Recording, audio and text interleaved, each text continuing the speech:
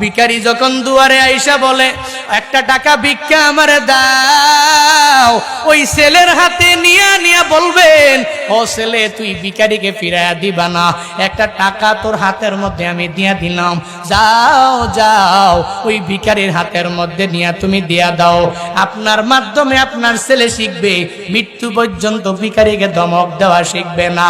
যত বড় যাই হবে না কেন, যখনই ভিখারির সামনে হাজির হয়ে যাবে, আপনি বাবা যদিও নাই, কিন্তু বাবার কথা যখন মনে পড়ে যাবে, আমার বাবা আমারে কত মায়া করে করে আমাকে সঙ্গে নিয়া ভিখারিকে তারা দেয় নাই, ওই ভিখারিকে কত কষ্ট করে চলতো আমার বাবা, এরপরেও আমার বাবা আমার মাধ্যমে ভিখারির হাতের মধ্যে একটা টাকা দিয়া দিল, আমি আজকে তারে ফিরাইয়া দিতে পারি না।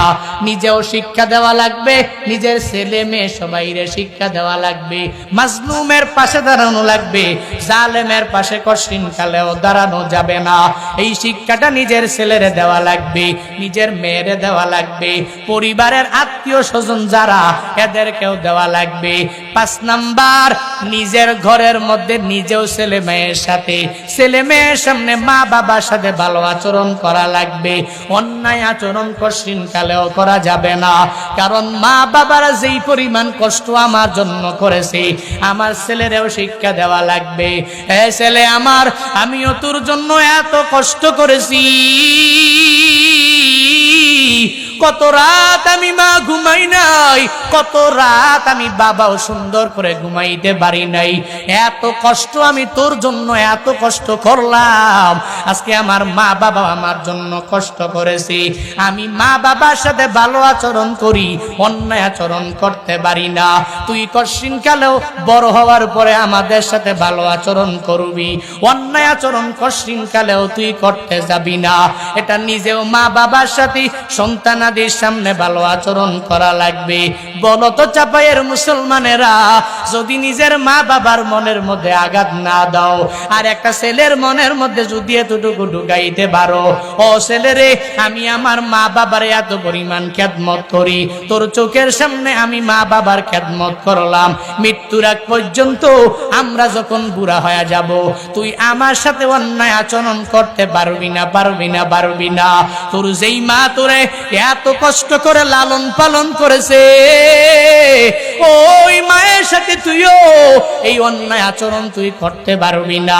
কঠিন কালেও যেই সন্তানের সামনে তুমি মা বাবা হইয়া তাদের দাদা দাদির খেদমত করেছো, মৃত্যু পর্যন্ত ওই ছেলে ছোটবেলার ওই খেদমতের কথা বলতে পারবে না, ঠিক কিনা? বলতে পারবে?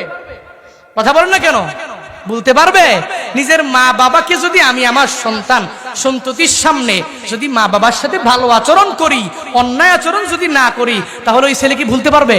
যখন মৃত্যুবরণ হবে তার আগ পর্যন্ত মা বাবার সাথে ভালো আচরণ করবে, কারণ ও জানে আমার মা বাবা আমার দাদার সাথে কষ্ট দেয় নাই, দাদার সাথে ভালো আচরণ করেছে, আমার মা বাবা দাদির সাথে ভালো আচরণ করেছে, নানার সাথে ভালো আচরণ করেছে, নানির সাথে ভালো আচরণ করেছে, আমিও তো কঠিনকালেও আমার মা বাবার সাথে অন্যায় করতে পারি না, কোনো অপরাধ করতে পারি না।